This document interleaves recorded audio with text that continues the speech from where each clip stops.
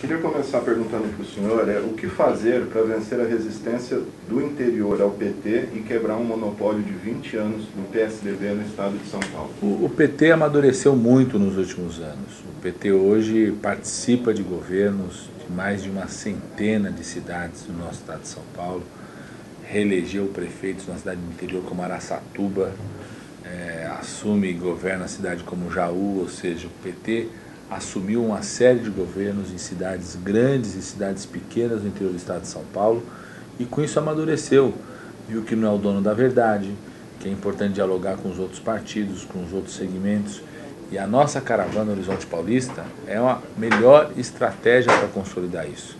Ela é uma caravana que começa exatamente pelo interior, com a minha cara, que é conversar com todos os segmentos. Fazemos questão de ter reunião com a associação comercial, empresários. Fizemos agora um almoço aqui em São José do Rio Preto, onde nós tivemos a participação de representantes de empresas, representantes da associação comercial, que foi lá falar suas opiniões. Eu quero ouvir e dialogar com opiniões, inclusive, que são diferentes do PT.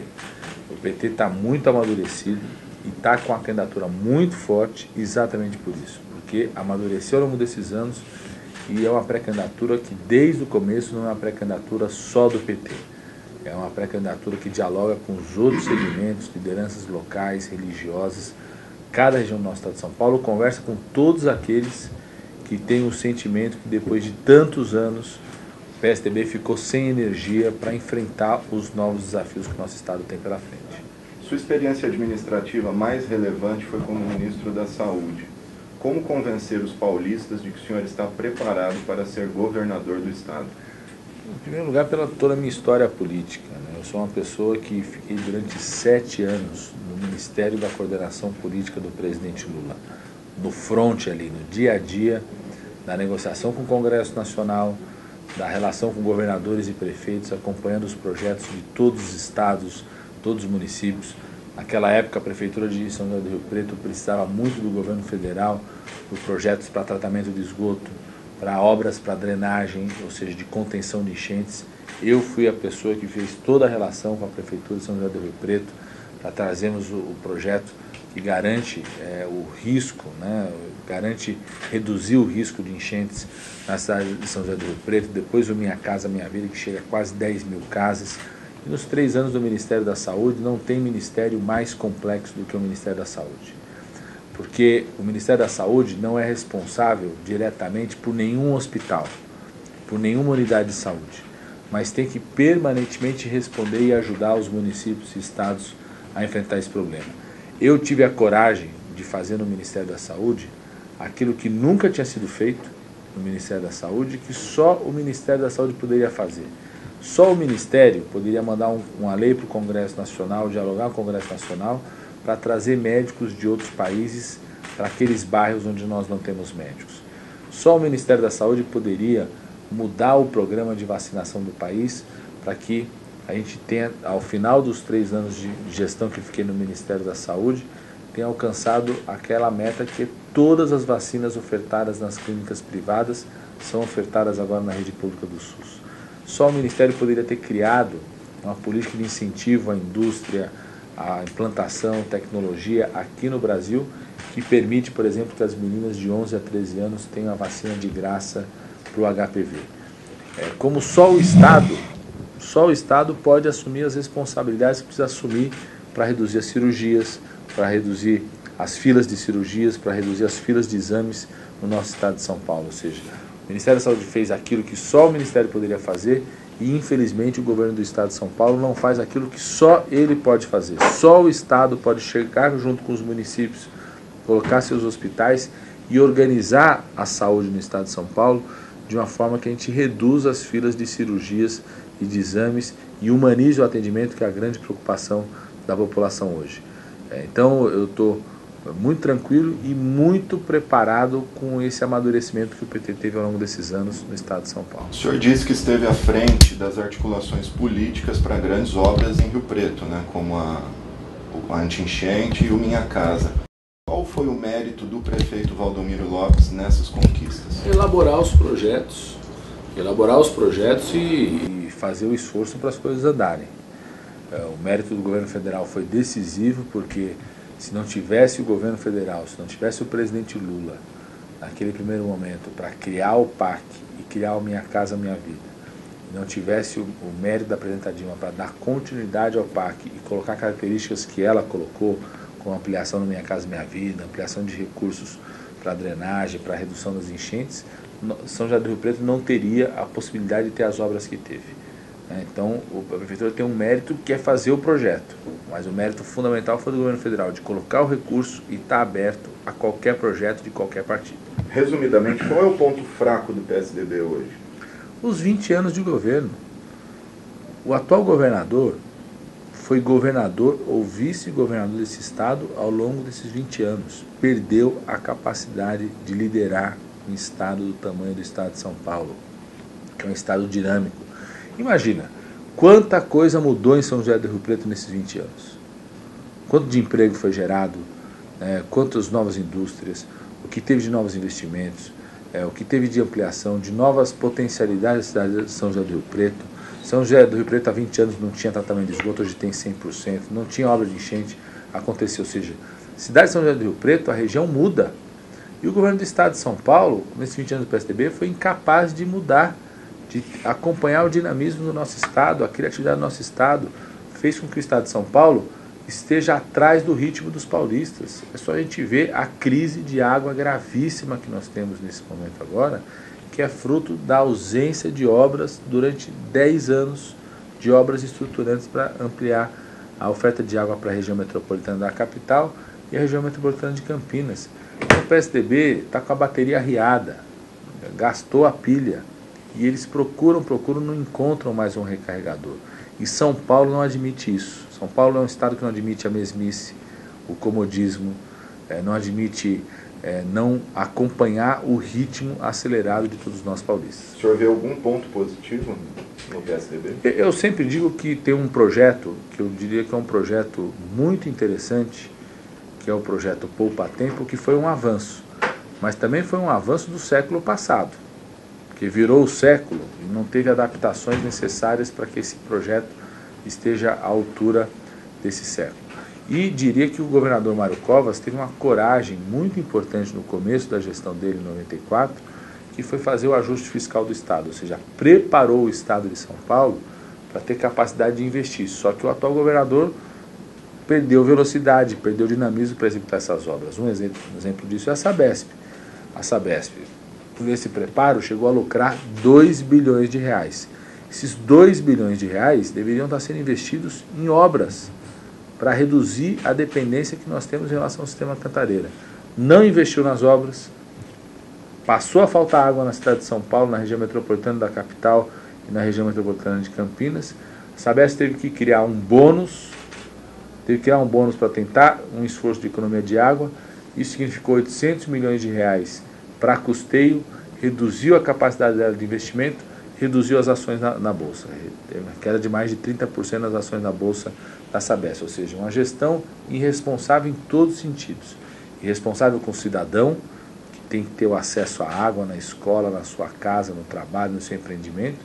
Irresponsável com os acionistas, porque levou uma queda nas ações na Bolsa da própria Sabesp. E responsável com o patrimônio da Sabesp, porque não investiu em obras que poderiam ter aumentado o patrimônio dessa empresa tão importante para o nosso estado de São Paulo. O senhor acha que tem que multar quem desperdiça água? Eu sou contra descarregar na conta do cidadão a incompetência do atual governador de não ter executado as obras que ele assumiu a responsabilidade em 2004. Em 2004, quando teve a renovação da outorga do sistema Cantareira, que foi aquele momento de definição o uso das águas do Cantareira, tanto para a região metropolitana de Campinas, a bacia do Piracicaba e para a região metropolitana da capital, ele já era governo do estado, a Sabesp listou um conjunto de obras, assumiram a responsabilidade de executar as obras para reduzir a dependência do Cantareira. Nenhuma das obras estruturantes sequer saíram do papel naquele momento. Os municípios fizeram o contrário, os municípios fizeram a parte deles. Os municípios pegaram o recurso do PAC do governo federal para ampliar o tratamento de esgoto, como fez Rio Preto, como fez Guarulhos, que saiu de 0% para 50% de tratamento de esgoto, como fez Campinas, que chegou a quase 100% de tratamento de esgoto. Ou seja, os municípios fizeram a sua parte. E o atual governador, que já era governador na época, não colocou as obras que assumiu a responsabilidade para andar. A polêmica envolvendo a suposta indicação do seu assessor Marcos Moura para o Labogem será o calcanhar de Aquiles da sua campanha? Eu acho que foi o calcanhar de Aquiles daqueles que sonharam, imaginaram tentar envolver o meu nome numa denúncia que é totalmente mentirosa. Sonharam com isso, acho que devem estar se mordendo, porque devem estar em crise, porque viram ao contrário, que nós crescemos na diversidade, que saiu a denúncia num dia, 24 horas depois eu fui esclarecer para toda a imprensa. 2 dias depois eu estava na TV do governo do estado de São Paulo, do meu adversário, falando com toda a imprensa, recebendo inclusive as perguntas as mais apertadas possíveis, e as pessoas puderam ver a minha calma, diferente de muitos políticos por aí, que agridem repórteres quando tem qualquer pergunta um pouquinho mais suspeita, né, saem xingando o jornalista. Ou seja, a minha postura é completamente diferente de outros políticos que a gente vê por aí, vendo que eu sou uma pessoa que estou de peito aberto, sem nada, né, nenhum envolvimento, nada que envolva meu nome. Não só eu fui para a TV do governo do estado de São Paulo, do meu adversário, para esclarecer, como os próprios jornais depois fizeram outras matérias desmontando a tese inicial, que era uma tese mentirosa. Os próprios jornais depois fizeram entrevista com quem indicou de fato a pessoa para esse laboratório privado. Os próprios jornais tiveram que fazer matérias deixando claro que na minha gestão nunca teve contrato com esse laboratório privado. Teve em gestões do PSDB no Ministério da Saúde, tiveram contratos com esse laboratório privado. Em gestões de governo do estado do PSDB, como a FURP, teve contrato com esse laboratório privado. Na minha gestão não existiu nenhum contrato, nem nunca existiria, porque não fazemos contratos com laboratórios privados que não funcionam. Mas se algum momento achou que poderia cometer alguma irregularidade, bateram na porta errada. Então nós estamos muito tranquilos e mais forte ainda, porque isso unificou mais ainda o PT.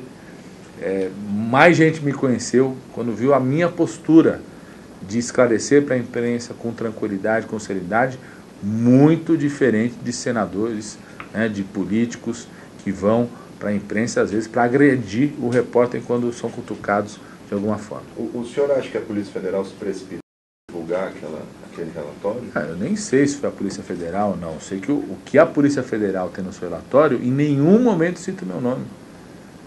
Não sou indiciado, não sou investigado, ou seja, o que tem da Polícia Federal, a própria Polícia Federal se manifestou sobre isso, e o ministro da Justiça veio a público se manifestar sobre isso, dizendo claramente, em nenhum momento sou investigado, em nenhum momento meu nome é citado em qualquer tipo de investigação, né? Acho que quem se precipitou foram aqueles que achavam que isso ia afetar qualquer pré-candidatura. Devem estar se mordendo de raiva, deve estar se contendo porque viram ao contrário, que nós crescemos com isso, que ampliou, se fortaleceu, unificou o PT.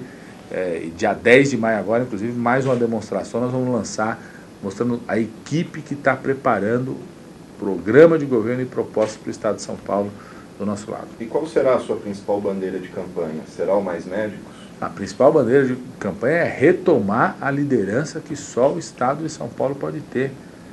O estado de São Paulo precisa ter no seu governo do estado uma liderança que tenha energia para enfrentar os graves problemas de segurança pública que o nosso estado tem hoje. As penitenciárias viraram escritório administrativo do PCC. Os líderes fazem reuniões, planejamento das suas ações, da organização da facção criminosa dentro da penitenciária. Mostrar que precisa de uma liderança que cuide da educação com a qualidade que só o estado de São Paulo pode vir oferecer para a educação do país, uma escola inovadora, conectada no século XXI. Esses jovens hoje estão conectados ao século XXI, usam as tecnologias, falam com o mundo inteiro. Você não pode oferecer para esses jovens uma escola que ainda está no século XIX, como é a atual escola da rede pública estadual.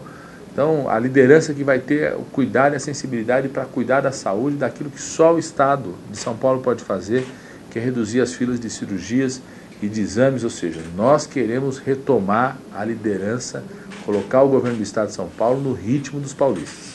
O fracasso nas negociações com o PR para a indicação do Biagi como seu vice, o afastaram do empresariado? Não, eu inclusive na última sexta-feira estive na AgriShow com o Maurílio Biagi, foi muito bem recebido, debatendo o tema. Eu disse inclusive na AgriShow que o setor do etanol, que é um setor muito importante para essa região, sofre uma crise momentânea que tem a ver com preços internacionais, com impacto internacional, com o impacto da crise internacional também na economia brasileira, posturas que tiveram inclusive de ser tomadas em relação à composição dos impostos para os combustíveis, mas eu sou daqueles que acredita que o Estado de São Paulo, o governo do Estado de São Paulo, tem uma liderança que só o governador do Estado de São Paulo pode ter para a defesa do etanol. Eu lá na AgriShow fiz uma defesa enfática sobre aumentar a participação do etanol nos nossos combustíveis.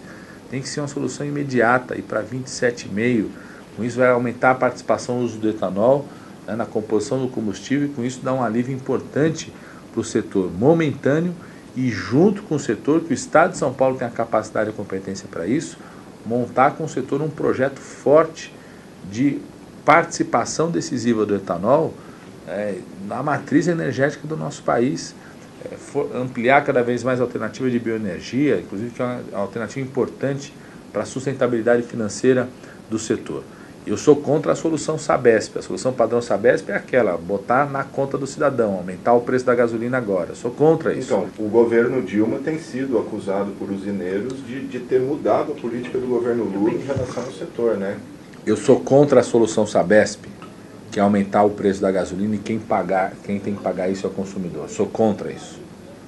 Essa é uma solução padrão Sabesp. Sou a favor de aumentar a participação do etanol no combustível, e o governo do Estado de São Paulo pode exercer a liderança sobre isso e sentar com o setor para o Estado de São Paulo usar os instrumentos que tem para que esse setor assuma papéis cada vez maiores na nova matriz energética que o país tem que ter. Mas isso não teria que partir do governo federal? E do governo do Estado.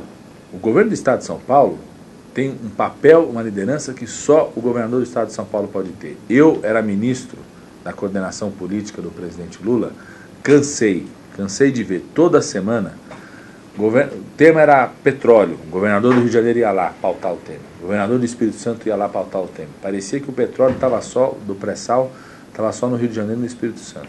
Etanol, cana-de-açúcar, ia lá o governador de Pernambuco, o governador de Alagoas, mineração, o governador de Minas Gerais, o governador do Pará. Ou seja, o governador tem um papel fundamental na defesa do setor, sobretudo do etanol. Nós somos líderes do etanol no Brasil. Então o governador do Estado de São Paulo tem que ser um verdadeiro defensor, fazer aquilo que o Lula fez para o etanol em relação ao Brasil, que é defender o etanol, circular o mundo inteiro defendendo o etanol. O governador do Estado de São Paulo tem que fazer em relação ao etanol, inclusive em relação a Brasília.